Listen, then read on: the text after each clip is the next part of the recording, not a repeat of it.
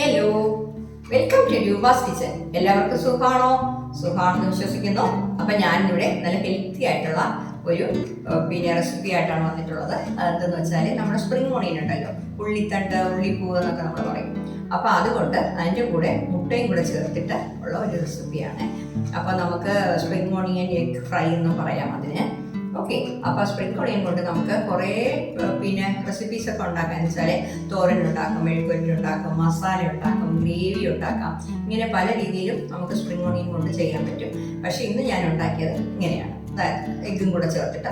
വളരെ ഈസി ആയ മെത്തേഡാണ്, അതേപോലെ നല്ല ടേസ്റ്റും ആയിരിക്കും. നമുക്ക് കൂടുതൽ ബുദ്ധിമുട്ടൊന്നുമില്ല ഇത് ഉണ്ടാക്കാനായിട്ട്. ഒരു 10 മിനിറ്റ് പോലും വേണ്ട.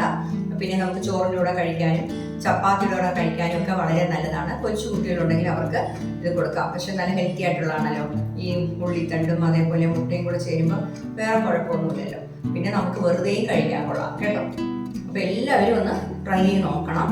നോക്കിയിട്ട് നിങ്ങളുടെ ഫീഡ്ബാക്ക് ഒന്ന് അറിയിക്കണം. ഇതെങ്ങനെ ചെയ്യണമെന്നുള്ളത് നമുക്ക് കിച്ചണിലോട്ട് പോയി നോക്കാം.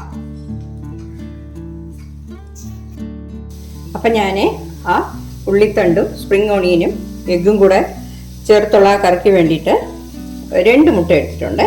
നിങ്ങൾക്ക് 3 മുട്ട വേണമെങ്കിലും ചേർക്കാം. ഓക്കെ, അപ്പോൾ ഇത് വന്നിട്ട് ഒരു പിടി ഇത്രയും എടുത്തിട്ടുണ്ട്.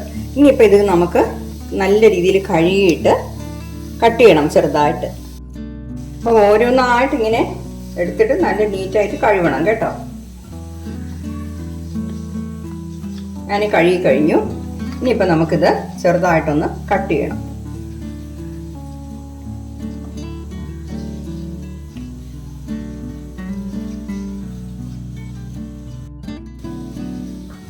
കട്ട് ചെയ്യാം.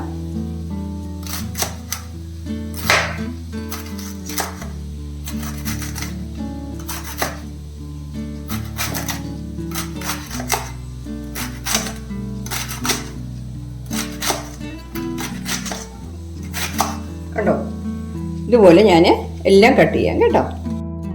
അപ്പോൾ ഞാൻ അതെല്ലാം ഇതുപോലെ അരിഞ്ഞു വെച്ചിട്ടുണ്ട്. ഇനി നമുക്ക് ചെയ്യാം. അപ്പം ഞാൻ അതിനായിട്ട് ഒരു പാൻ ചൂടാക്കാൻ വെച്ചിട്ടുണ്ട്. അതിൽ നമുക്ക് 2 സ്പൂൺ ഓയിൽ ഒഴിച്ചു കൊടുക്കാം. ഓയിലൊന്ന് ചൂടാകട്ടെ. ഇതിൽ നമുക്ക് കട്ട് ചെയ്ത് വെച്ചിരിക്കുന്ന സ്പ്രിംഗ് ഓണിയൻ ഇട്ട് കൊടുക്കാം.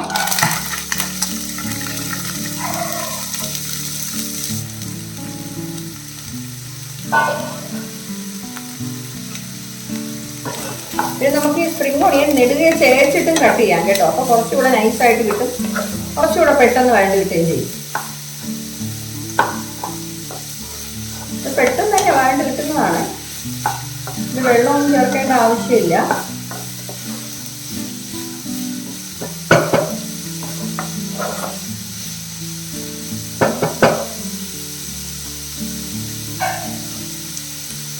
നമുക്കിത് മീഡിയം ഫ്ലെയിമിൽ വെച്ചിട്ട് മൂടി വെക്കാം. പെട്ടെന്ന് നമുക്ക് വെന്ത് കിട്ടും.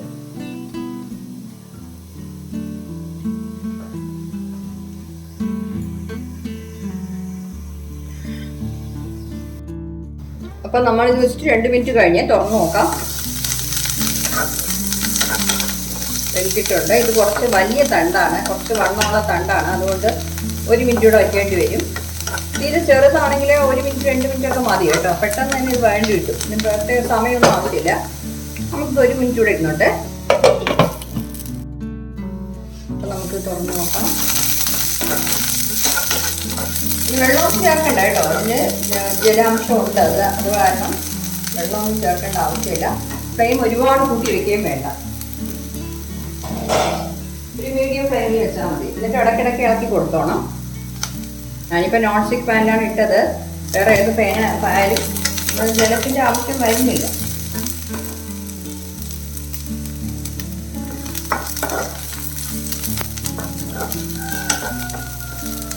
അപ്പം നമ്മുടെ ഉള്ളിത്തണ്ട് വെച്ചിട്ടുണ്ട്.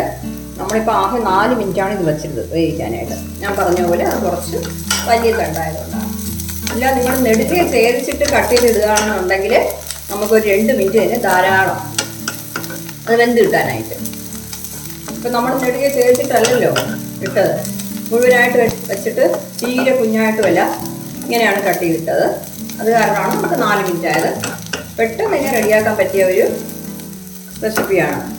ഓക്കെ, ഇനിയിപ്പോൾ നമുക്കിതിൽ കുറച്ച് ഉപ്പിട്ട് കൊടുക്കാം.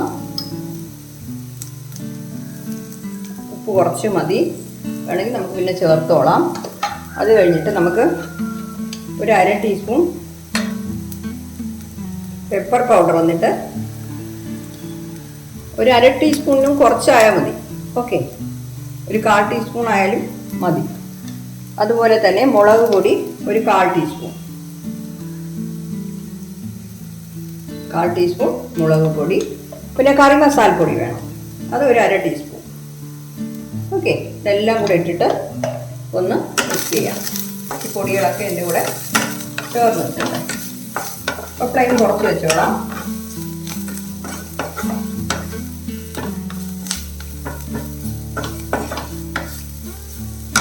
ഇതിൻ്റെ കൂടെ നമുക്ക് മുട്ട ചേർത്ത് കൊടുക്കാം.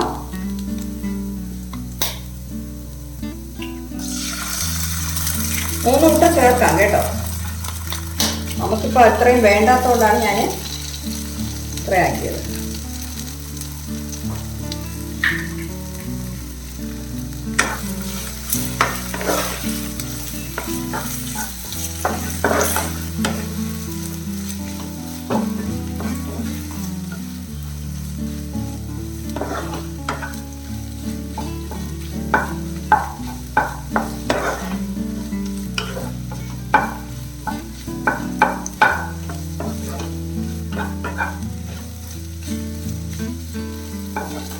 ഇനിയിപ്പോൾ നമുക്കിതിൽ ഒരു 1/2 കപ്പ് തേങ്ങ ചിരകിയത് ചേർത്ത് കൊടുക്കാം.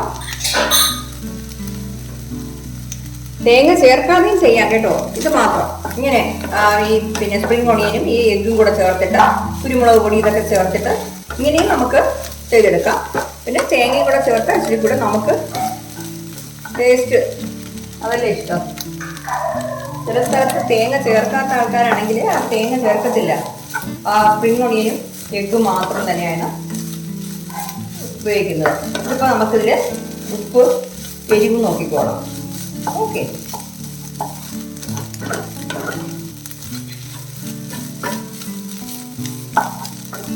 തീ കുറച്ച് വെച്ചിട്ട് ഇതൊക്കെ ചെയ്യാം.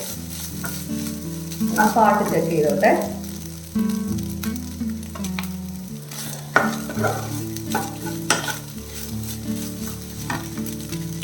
കുറച്ച് സാൾട്ട് കൂടെ വേണം. കൂടുതലിട്ടാലും ഇതിൽ പെട്ടെന്ന് സാൾട്ട് കൂടിപ്പോകും. അതുകൊണ്ട് വളരെ സൂക്ഷിച്ച് വേണം ഉപ്പ് ചേർക്കാനായിട്ട്.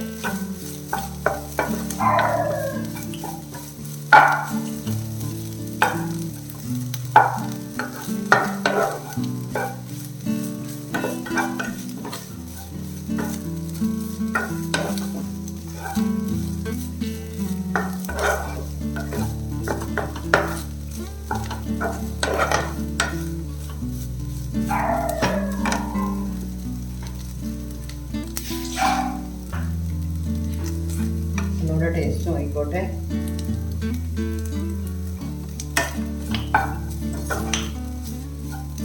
അത് ഉപ്പൊക്കെ കറക്റ്റ് ആയിട്ടുണ്ട്. അപ്പൊ തേങ്ങയുടെ പച്ചമണം ഒന്ന് മാറണം കേട്ടോ. നല്ല ടേസ്റ്റ് ഉണ്ട്.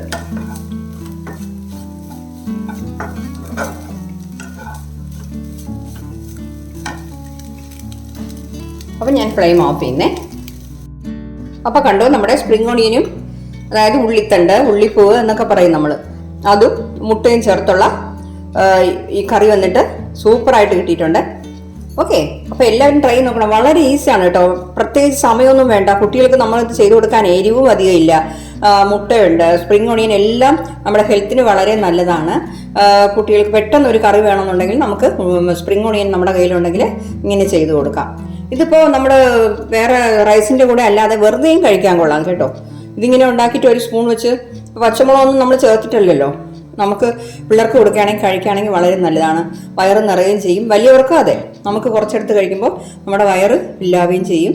അതുപോലെ തന്നെ ഹെൽത്തിന് വളരെ നല്ലതാണ്. ഓക്കെ, അപ്പോൾ എല്ലാവരും ഒന്ന് ട്രൈ ചെയ്ത് നോക്കണം കേട്ടോ. നോക്കിയിട്ട് നിങ്ങളുടെ ഫീഡ്ബാക്ക് ഒന്ന് അറിയിക്കണേ. താങ്ക്